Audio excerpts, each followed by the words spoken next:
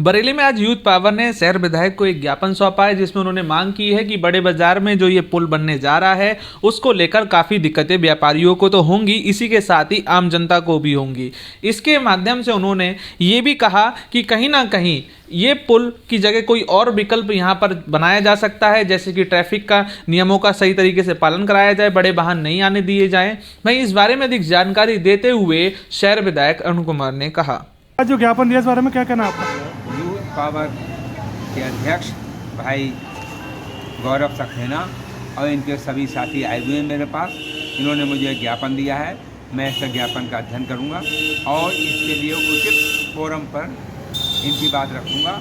और मैं समझता हूं वहां पर जो लोगों को थोड़ी दिक्कत ज़रूर होगी, इसमें कोई दो राय नहीं है। और पुल बनने में 2 साल 3 साल के बीच का समय लग जाता है, कितनी भी जल्दी करी जाए।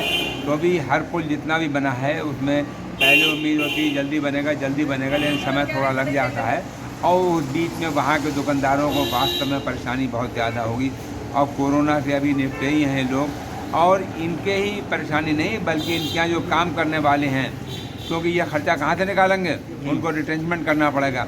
और बरेली में वैसे ही बेरोज़गारी बहुत है, बेरोज़गारी और बढ़ेगी। तो मैं इसके बारे में इनका जो इन्होंने जो मुझे आज दिया है अपना ज्ञापन, मैं इसका अध्ययन करूंगा और इसको देखूंगा। जहाँ भी उचित फोरम होगा वहाँ पे इनकी बात पहुँचे। वहीं इस बारे में अधिक जानकारी देते हुए यूथ पावर के प्रदेश अध्यक्ष गौरव सक्सेना ने बताया, अभिभावक के रूप में, संरक्षक के रूप में अपने शहर विधायक माननीय श्री अरुण कुमार जी के पास आए। तो खाना पुल की चर्चा इस समय जोरों पर है और वो बनना, उसका बजट पास होना, ये सब तैयारियां चल रही हैं। इस बीच जो व्यापारियों के प्रति चिंता जाग गई है वो किसी से छिपी नहीं है और वो बहुत महत्वपूर्ण चिंता है। 3-4 साल अगर कार्य प्रगति पर चलेगा तो उससे काफ़ी सारी चीज़ें बाधित होंगी। दोनों तरफ से रास्ता बाधित किया जाएगा, ग्राहकी की चैन टूटेगी। कहाँ से व्यापारी 2-4 साल बैंक की किस्तें, अपने स्टाफ का खर्चा, और ऊपर से जो स्टाफ वहाँ काम कर रहा है वो किस भरोसे, किस दरवाजे अपना सर पीटेगा। ये बहुत सारी चीज़ें हैं। और आप ये समझिए वहाँ का व्यापारी 1-1.5 लाख रुपए, 1-1.5 लाख करीब व्यापारी है, थोक विक्रेता और रिटेलर्स, उन सब के यहाँ जाने कितने सैकड़ों लोग काम करते। तो आप ये सोचिए, ये जो है जनमानस का नुकसान बहुत बड़े स्तर पर हो जाएगा। हम विकास के या किसी अच्छे कार्य के विरोध में नहीं है, ये पहले हम सुनिश्चित कर देना चाहते हैं। हम चाहते हैं कि ये सरकार और यहाँ के जनप्रतिनिधि एक अभिभावक के रूप में हम सबको लेकर के चल रहे हैं और बरेली शहर के लिए सोच रहे हैं। लेकिन कहीं ना कहीं हमसे कुछ छोटी सी एक ऐसी ना भूल हो जाए जिससे जनमानस पर दुष्प्रभाव पड़े। उस दुष्प्रभाव से हम आज अभिभावक के रूप में, अपने समझ लीजिए बच्चों के रूप में, आज स्थानीय व्यापारी अंकित मक्कड़, रौनक जौली, प्रदीप सिंह जी के साथ आज हम माननीय विधायक, शहर विधायक श्री अरुण कुमार जी के पास आए और इनसे प्रबल आश्वासन मिला है कि ये उचित फोरम पर हमारी बात रख के वहाँ के स्थानीय व्यापारियों को राहत दिलाने का काम करेंगे, जिसके लिए हम इनका बहुत बहुत।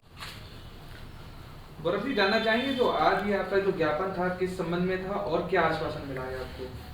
ये सर, जिस तरीके से कुतुब खाना पुल के निर्माण की चर्चा इस समय ज़ोरों पर है, आए दिन टीम्स आ रही हैं सेतु निगम की, और वहाँ की फिजिबिलिटी रिपोर्ट भी दर्शाई जा रही है जो कि फिट नहीं बैठ पा रही।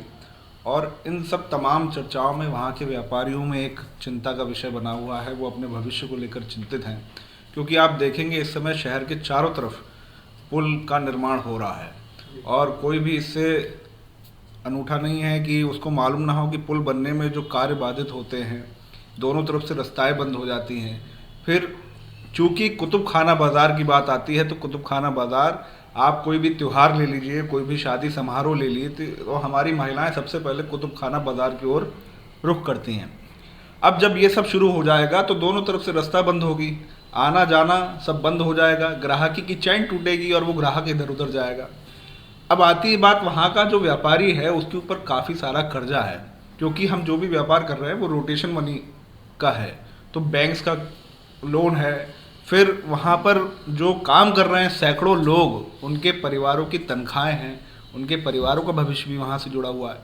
तो मेरे ख्याल से कुतुब खाना पुल जो है वो बहुत भारी जनमानस पर दुष्प्रभाव पड़ेगा उससे। हम लोग विकास के विरोधी नहीं हैं, हम तो खुद बहुत खुश होते हैं कि हाँ फ्लाईओवर्स बन रहे हैं, लेकिन हम चौतरफा जब हमारे फ्लाईओवर्स बन चुके हैं, हमें कहाँ जाना है? हमें कचहरी तो जाना है, हमें नोवल्टी जाना है, तो हम शामतगंज पुल से हो सकते हैं।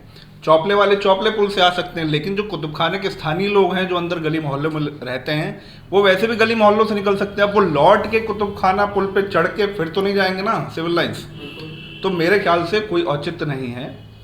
और दूसरी चीज़, अगर आपको वास्तव में वहाँ कुछ देखना है तो जिला अस्पताल है, जिसकी वजह से मरीजों को आने जाने में दिक्कत होती है।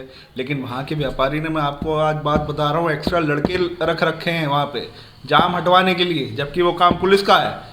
और पुलिस वहाँ पर आती है और सिर्फ डंडा बजाकर वहाँ के व्यापारियों को परेशान करके डंडा उंडा बजाया अपना और चले गए। लेकिन वहाँ मेन जो परेशानी है, रोडवेज़ की बसेस के कारण वहाँ पर जाम लगता है, एम्बुलेंस के कारण वहाँ पर जाम लगता है, अनावश्यक जो गाड़ियाँ खड़ी रहती हैं वहाँ पर जाम लगता है, वहाँ पर जो ठेले वाले खड़े रहते हैं वहाँ पर इसलिए जाम लगता है। हम ये नहीं कह रहे रोज़गार सबको होना चाहिए, लेकिन चूंकि हम व्यवस्था में वो बदलाव नहीं कर पा रहे जिससे कि हमें जाम से और अतिक्रमण से मुक्ति मिले, हम एक फ्लाईओवर और दे देंगे वहाँ पर और व्यापारियों की व्यवस्था सारी चौपट कर देंगे। तो प्रशासन से, शासन से हमारा यूथ पावर का आग्रह है, कृपया एक विकल्प कोई चुना जाए। वहाँ से रोडवेज और जिला अस्पताल को शिफ्ट करने की ज़रूरत है। और दूसरा, अगर बहुत ज़्यादा आपको ज़रूरी लग रहा है तो आप एक अंडरपास बनवा दीजिए, अंडरपास की वहाँ ज़रूरत है। लेकिन घनी आबादी में जबकि सेतु निगम की फिजिबिलिटी रिपोर्ट भी फिट नहीं बैठ पा रही, तो मुझे कोई औचित्य नहीं लग रहा बिना बात की जिद करने का। धन्यवाद।